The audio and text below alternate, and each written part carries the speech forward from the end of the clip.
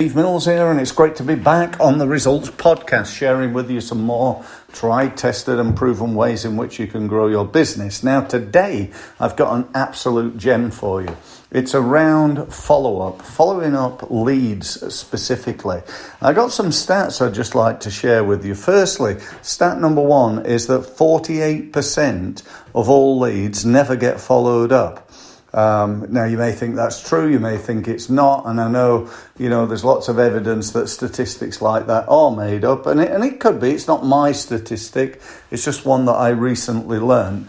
But if I look at all the people that I've bought from, and I've bought from some very big companies, I'm an absolute advocate, a massive fan of Apple. I've spent literally thousands of pounds, probably somewhere in the region of, I'm guessing 12 to 15 grand on Apple products. Have a guess how many phone calls I've had from Apple letting me know about their latest upgrade, a new piece of software, a new product that they're launching.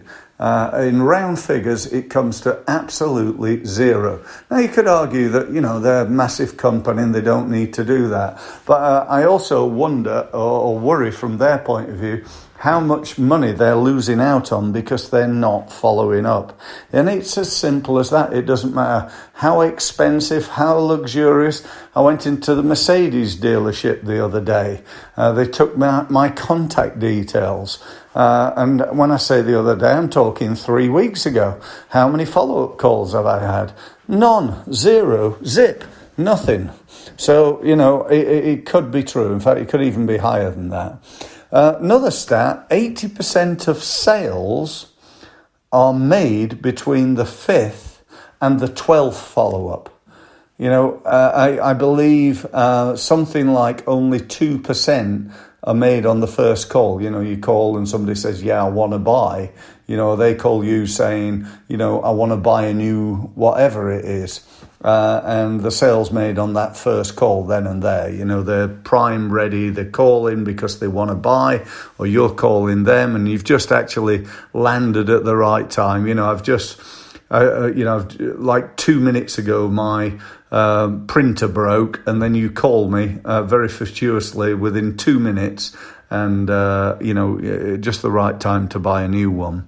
Also, I hear lots of stats around 79%, and again, I do question stats like this, but allegedly 79% of all leads are converted by the person or the company who follows up first.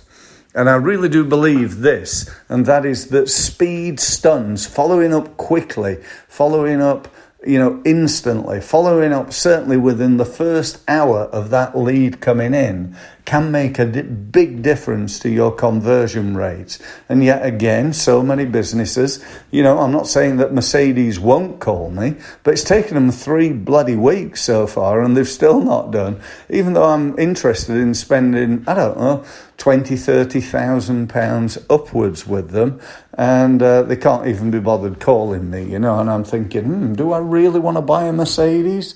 Not because of any doubt in the Mercedes car, more in the quality of the service that they maybe provide.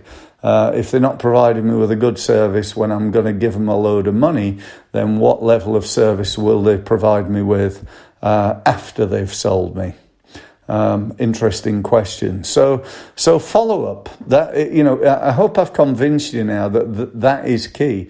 It's also, I think, one of the easiest, quickest, cheapest, most highly effective ways that you can grow your business. Now, that's coming from a marketer. That's coming from somebody who talks about lead generation most of his life. But if you really want to, generate more leads, I'm all for that. And I think that's really, really good. But, the truth of the matter is there's a variety of different, in fact, I believe 4 different criteria for evaluating a lead. And I picked this up many years ago from a guy called Jay Abraham, who's a self-proclaimed world-leading expert in marketing.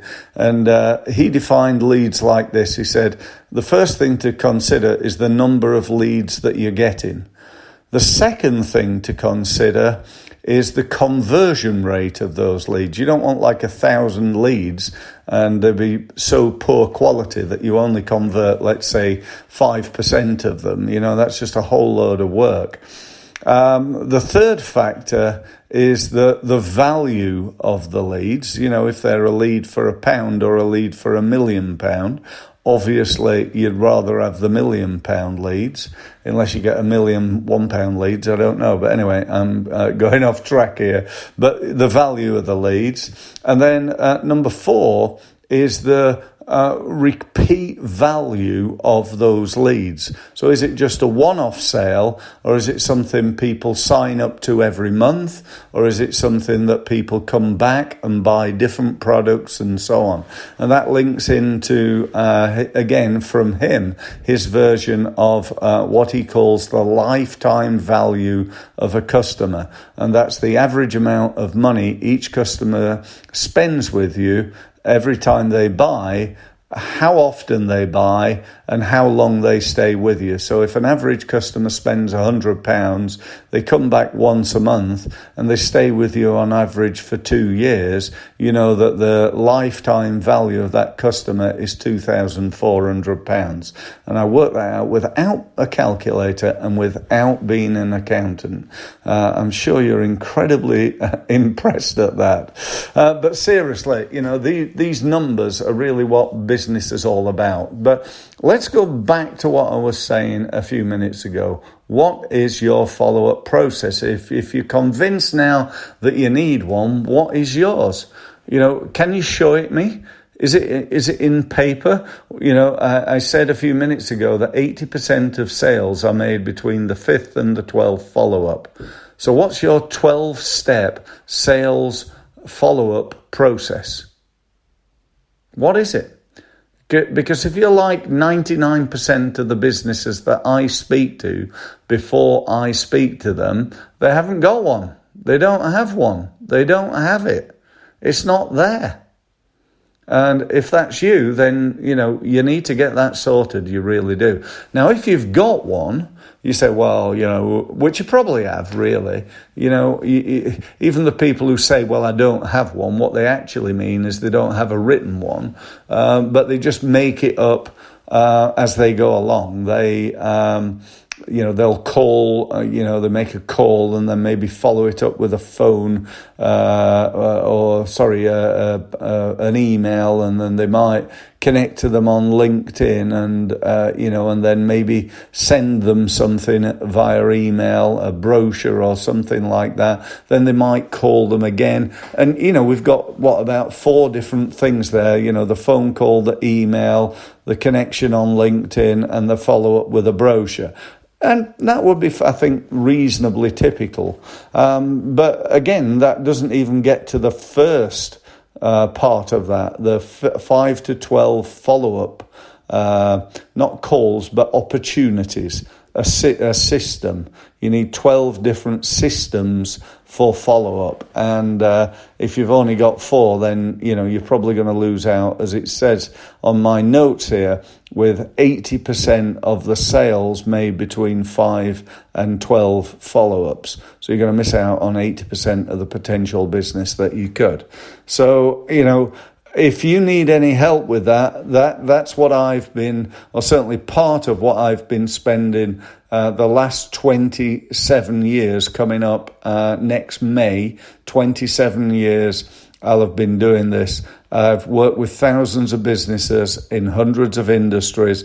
I've worked not quite all over the world, but I've worked in the UK, Ireland, Switzerland, Dubai, Abu Dhabi, Saudi Arabia, Australia, Singapore, Malaysia, and so on, helping businesses to become more effective. In essence, helping them to get better results. That's what I'm about. How do you get more out of what you've got? If you're making those calls, if you're following up, we've got to become more effective at it. And that's what I do. So if you like a conversation, then what I suggest you do is to go to my website.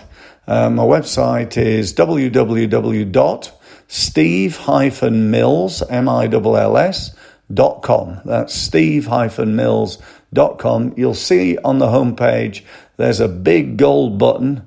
Click on that button, get yourself booked in. You gain access to my diary. You can find a time that's good for you. And I look forward to speaking to you soon. That's all I've got to say. Thank you ever so much, and speak soon.